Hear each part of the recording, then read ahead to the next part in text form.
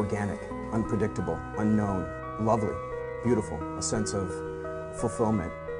This is part of the pleasures of life and not the chores of life.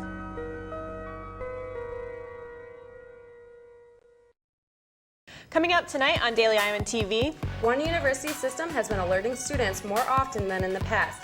Find out which one next. And in sports, the Hawkeye football and volleyball teams are closing in on their 2015 seasons. This is Daily Iowan TV.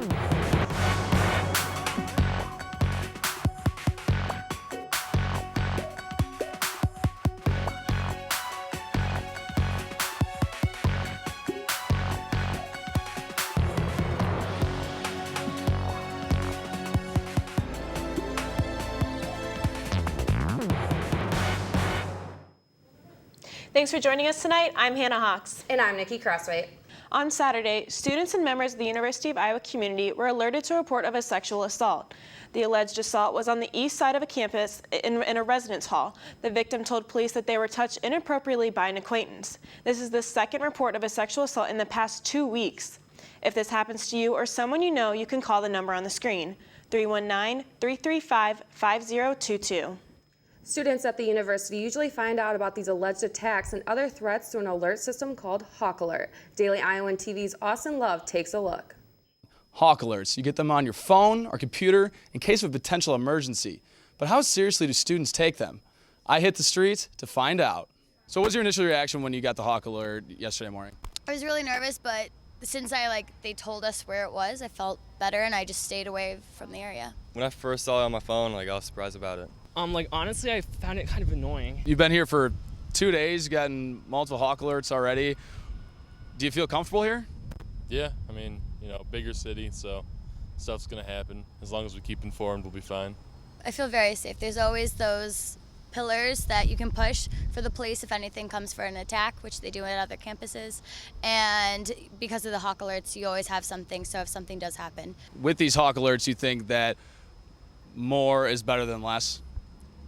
Yeah, even though it's annoying, I think it's pretty important.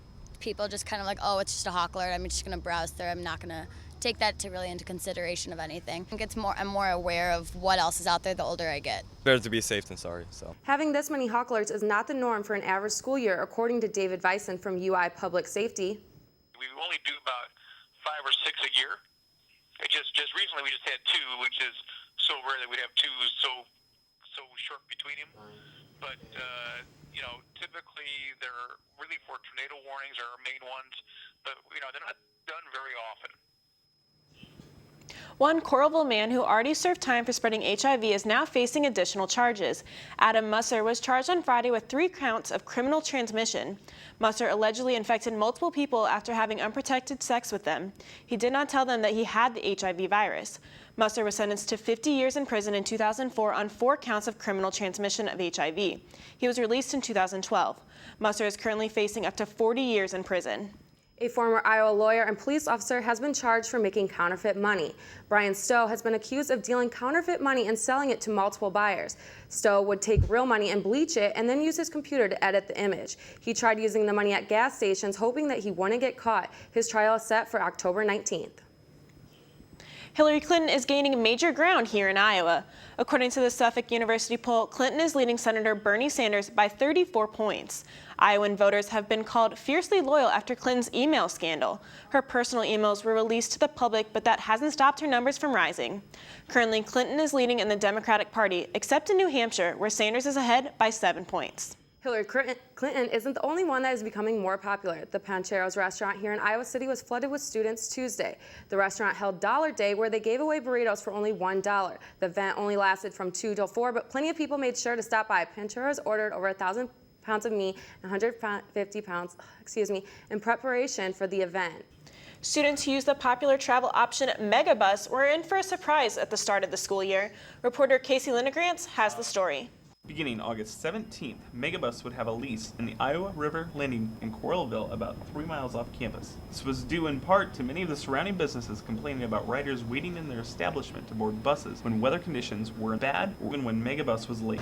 We didn't want to turn people away, so they were standing outside in bad weather, or parents who had kids So we wound up providing shelter for people that were waiting for the bus or might be hours late. And we had to, we just felt morally obligated to accommodate them. Conditions for business owners may look better now that individuals aren't taking up unused space in their businesses. Students aren't happy with the change, even if the extra seating is convenient in bad weather. It's easier if it's in Iowa City, but I wouldn't mind it over the winter if it's in a building, but preferably in Iowa City. Coralville sounds a bit too far away, and you're going to lose a lot of money, especially from students. The new location is just off of exit 242 on Interstate 80 in Coralville. Just as the beginning of classes marks the end of summer, it seems like the weather has too. Fall is definitely in the air. Yeah, absolutely. The cooler temps has definitely been refreshing. Andrew, is this nice weather going to stick around?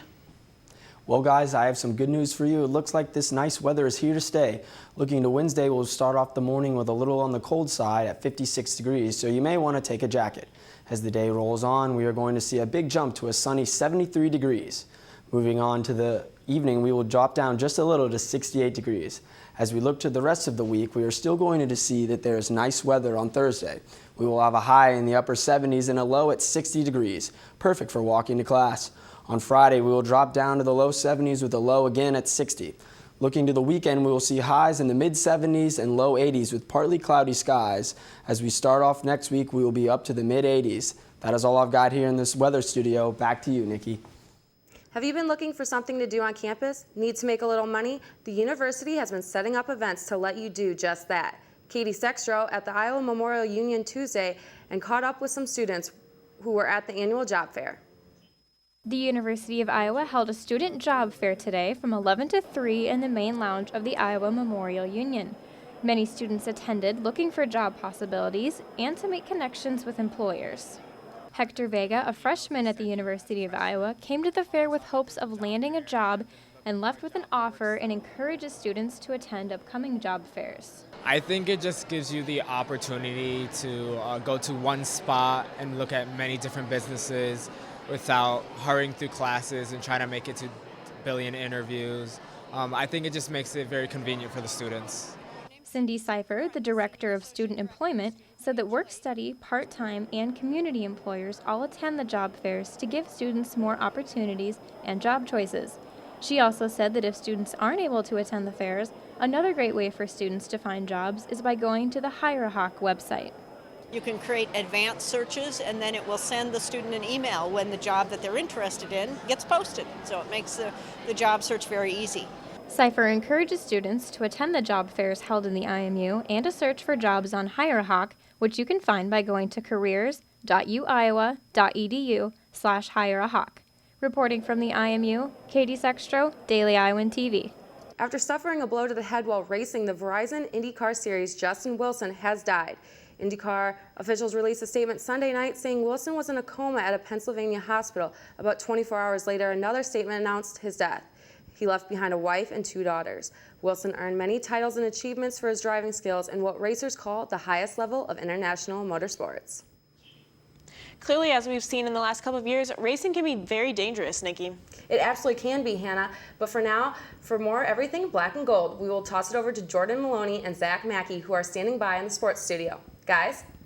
Thanks, Nikki and Hannah. The second day of school at the University of Iowa means we are only getting closer to the start of the games for the fall sports seasons. That's right, Jordan. And over in Carver Hawkeye Arena, it's year number 2 for University of Iowa head volleyball coach Bon Szymanski, whose squad opened up last Saturday with some preseason play during their annual black and gold scrimmage.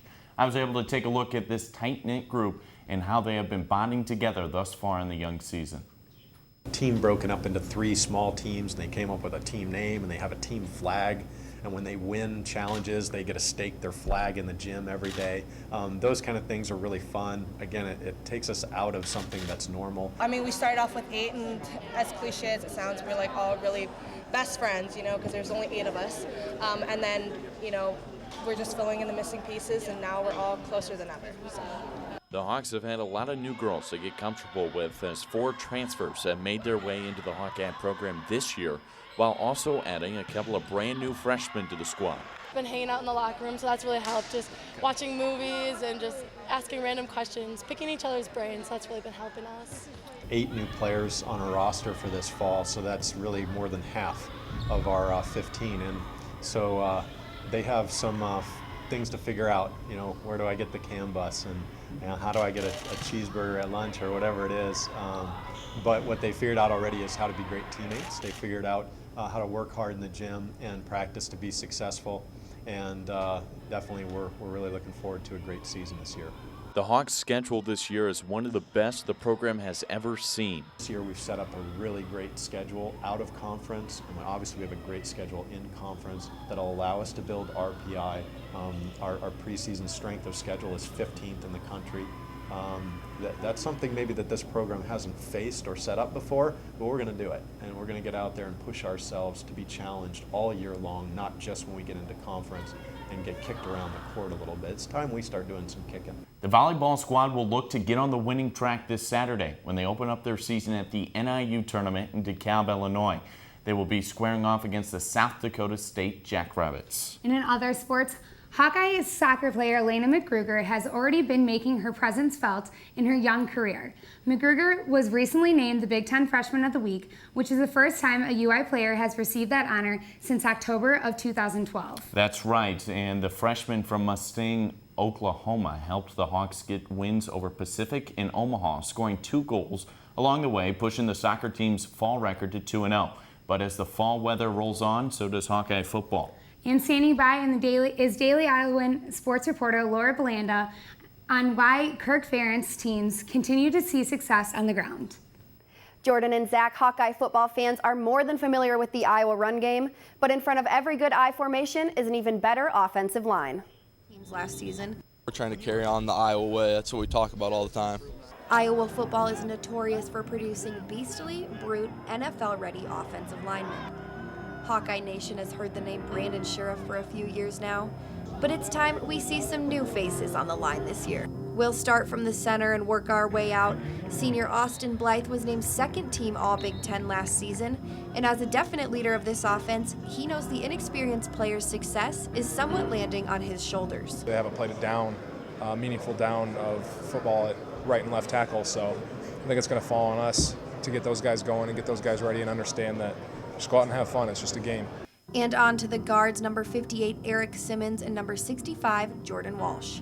Simmons, a 6'2", 295-pound Iowa native, played on special teams last season, while Walsh started at right guard.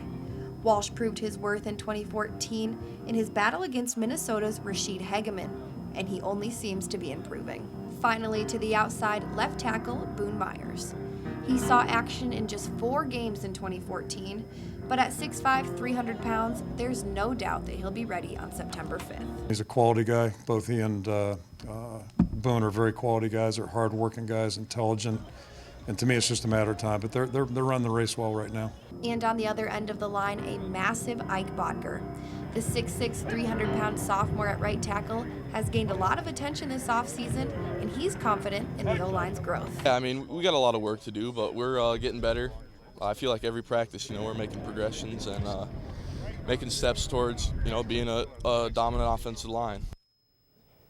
And we've seen some dominant offensive linemen make it to the NFL from the Hawkeye trenches, including top 5 pick Robert Gallery, Super Bowl champion Brian Balaga, and 4-time Pro Bowl guard Marshall Yanda. Hopefully we see this year's line ready to follow in their footsteps. Jordan and Zach, back to you. Thanks for that, Laura. That will do it for us here in the sports studio. Be sure to tune in tomorrow night when we see how things are tuning up behind the center of Greg Davis's Hawkeye offense. But for now, back to you guys at the desk. On August 19th, a 15-foot wide, 250-pound red ball escaped from a Toledo Museum of Art where it was on display. When it started storming that day, strong winds blew the ball right out of the museum and onto the streets of Toledo, Ohio. After rolling over parked cars and luckily avoiding everyone on the streets, museum staff and some spectators hunted the ball down and managed to eventually stop and deflate it. Wow, that's not something that you see every day. That's all we have for you on this Tuesday edition of Daily Iowan TV. Get your local breaking news anytime on dailyiowan.com. Thanks for joining us.